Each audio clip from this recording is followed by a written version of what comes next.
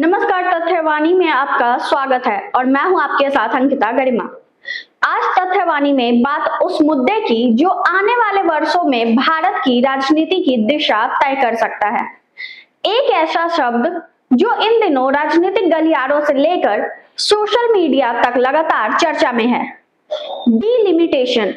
कुछ लोग कह रहे हैं बिहार की सीटें बढ़ जाएंगी, कुछ कह रहे हैं कई नेताओं की राजनीति खत्म हो जाएगी, तो वही कुछ दावा कर रहे हैं कि पूरा चुनावी नक्शा बदल जाएगा।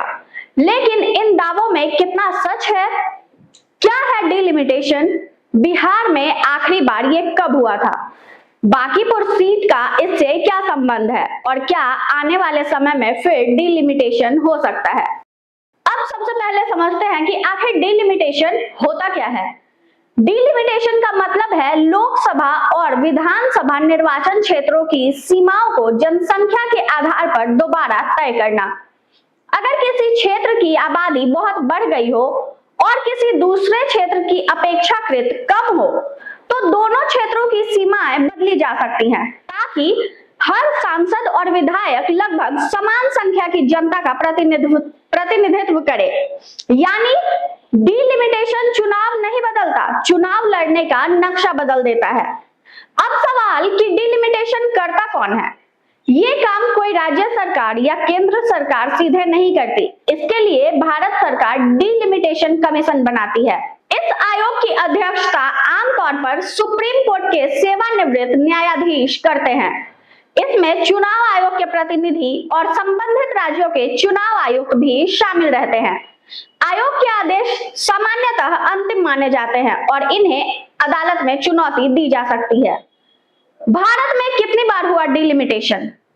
भारत में डिलिमिटेशन कमीशन 4 बार बना, 1952, 1963, 1973, 2002। अब 2002 में बने आयोग की सिफारिशें 2008 में लागू हुई। इसी डिलिमिटेशन के आधार पर 2009 का लोकसभा चुनाव हुआ। अब बात बिहार की। बिहार में आखिरी डिलिमिटेशन 2008 में लागू हुआ और यहीं से बदल गया बिहार का चुनावी नक्शा। कई लोकसभा सीटों की सीमाएं बदली, कई विधानसभा क्षेत्रों का स्वरूप बदल गया। कुछ सीटें समाप्त हो गई तो कुछ नई सीटें अस्तित्व में आई। लेकिन सबसे जरूरी बात, लोकसभा सीटें 40 ही रही और विधानसभा सीटें भी 243 ही रही। यानी संख्या नहीं बदली, सीमाएं बदली। अगर आपको डिलिमिटेशन को एक उदाहरण से समझना है तो पटना से बेहतर उदाहरण शायद ही मिलेगा। 2008 से पहले पटना में पटना पश्चिम विधानसभा क्षेत्र हुआ करता था, लेकिन डिलिमिटेशन के बाद पटना पश्चिम विधानसभा सीट समाप्त कर दी गई और उसकी जगह बांकीपुर विधानसभा क्षेत्र अस्तित्व में आया। सिर्फ नाम नहीं बदला, बल्कि कई वार्डों और इलाकों का पुनर्गठन किया गया। यानी जो मतदाता पहले पटना पश्चिम में वोट देते थे, उनमें से कई बांकीपुर के मतदाता बन गए। यही होता है डिलिमिटेशन। नेता वही, मतदाता लगभग वही, लेकिन चुनावी क्षेत्र बदल गया। डिलिमिटेशन रोक क्यों दिया गया?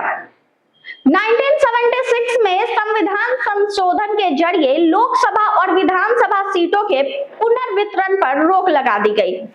इसका उद्देश्य था जिन राज्यों ने परिवार नियोजन को सफल बनाया, उन्हें कम सीटें मिलने का नुकसान न हो।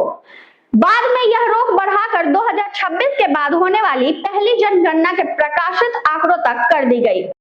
सबसे बड़ा सवाल, क्या फिर डिलिमिटेशन होगा? तो जवाब होगा संवैधानिक रूप से इसकी संभावना हो सकती है। 2026 के बाद होने वाली पहली जनगणना के प्रकाशित आंकड़ों के आधार पर अगली डिलिमिटेशन प्रक्रिया का रास्ता खुल सकता है।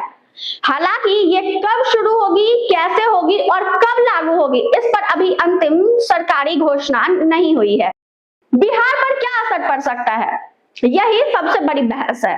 अगर भविष्य में पूरे देश में आबादी के आधार पर सीटों का पुनर्वितरण होता है, तो बिहार जैसे अधिक आबादी वाले राज्यों की हिस्सेदारी बढ़ने की संभावना पर राजनीतिक और विशेषज्ञ स्तर पर चर्चा होती रही है।